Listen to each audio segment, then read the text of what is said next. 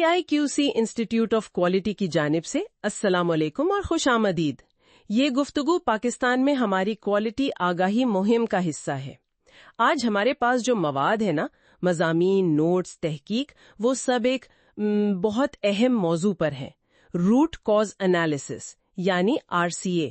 जी बिल्कुल। और देखिए, हमारा मकसद सिर्फ तारीफें दोहराना नहीं है, बल्कि उन जराए में गहराई तक जाना है, असल नुकात निकालना है, ये समझना कि वाकई मौसर तरीके से मसले की जड़ तक कैसे पहुंचा जाए, बजाय इसके कि बस ऊपर ऊपर से वक्ती तौर पर कुछ कर दिया जाए। सही, मतलब सतही हल से आगे जाना है। तो ये जो जराए हैं, ये इतना जोर क्यों देते हैं इस पर? RCA आखिर इतना जरूरी क्यों है? देखें, बुनियादी ख्याल जो सब जराए में मुश्तरक है वो सादा है। सिर्फ अलामत को ठीक ना करें, गहराई में जाएं, समझें कि असल में गलती हुई क्यों।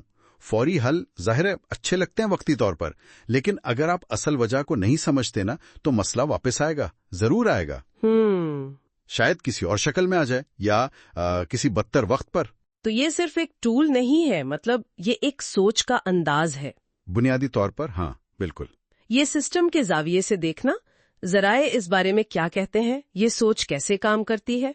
जी, जराए इसे सिस्टम्स थिंकिंग से जोड़ते हैं, यानी ये समझना कि चीजें आपस में कैसे जुड़े हुई हैं। मसाइल शाज़ो नादिर ही अकेले होते हैं, अलग थलग नहीं होते। RCA हमें एक तरह से मजबूर करता है कि हम इल्जाम तराशी से हटकर देखें। अच्छा, ये देखें कि सिस्टम में कमजोरी कहाँ है, और ये कमजोरी देखें जिस्मानी हो सकती है, यानी मशीनरी टेक्नोलॉजी, इंसानी हो सकती है, मतलब तरीकाकार, ट्रेनिंग, या फिर अक्सर तंजीमी होती है, पॉलिसियां, कल्चर वगैरह। ये बात बहुत अहम है कि इल्जाम तराशी से हटकर निजाम पर तवज्जो दी जाए, लेकिन अमली तौर पर यह आसान तो नहीं होता होगा। नहीं, बिल्कुल नहीं। क्या जराए कुछ आम गलतियों का जिक्र करते हैं जो लोग यहाँ तक के तजुर्बाकार लोग भी कर जाते हैं RCA करते वक्त? हाँ, बिल्कुल। एक बहुत आम गलती जो कई जराए में मिलती है, वो है पहली वजह पर रुक जाना। मतलब लोग मसले की एक मुमकिना वजह जो सामने नजर आ रही हो वो तलाश करते हैं और बस वहीं तज्जिया रोक देते हैं। अच्छा, मजीद गहराई में नहीं जाते। मिसाल के तौर पर एक मजमून में था कि एक टीम ने किसी प्रोजेक्ट में ताखीर की वजह बताई, जी वसाइल काफी नहीं थे, और बात खत्म। जब मजीद गहराई में गए तो असल मसला निकला वसाइल की मंसूबाबंदी का जो तरीकाकार था वो नाकिस था। ओह, जो कि एक तंजीमी कमजोरी है। ये तो बहुत अच्छी मिसाल है, इससे फर्क वाजे होता है। क्या कोई और ऐसी अमली मिसाल मिलती है जराए में जो सतही हल और RCA के फर्क को वाज़ेह करे? जी, एक तहकीक में एक केस स्टडी थी। एक फैक्ट्री में एक मशीन बार बार खराब हो रही थी। पहले तो वो बस पुर्जे बदलते रहे, जो भी सामने नजर आया। जी, ये सतही हल था। जी। जब उन्होंने बाकायदा RCA किया तो पता चला कि असल मसला मशीन में था ही नहीं। अच्छा, मसला था ऑपरेटर्स की ट्रेनिंग पूरी ना होना, और जो देखभाल का शेड्यूल था उस पर ठीक से अमल नहीं हो रहा था। ओहो। तो जब ट्रेनिंग बेहतर की गई और शेड्यूल पर सख्ती से अमल शुरू हुआ तो मसला मुस्तकिल तौर पर हल हो गया। जबरदस्त। इससे बिल्कुल वाज़ेह हो गया कि RCA किस तरह देर पा हल लाता है। तो अब आते हैं पाकिस्तान में काम करने वाले प्रोफेशनल्स की तरफ, चाहे वो मैन्युफैक्चरिंग में हो, सेहत में, तालीम, मालियात, सरकारी शोबे, कहीं भी। ये उसूल कितने मुताल्लिका हैं? देखें, ये उसूल तो आलमगीर हैं, यूनिवर्सल हैं। जहां भी कोई प्रोसेस है, कोई सिस्टम है, वहां RCA की जरूरत पड़ सकती है। ये बुनियादी तौर पर है क्या?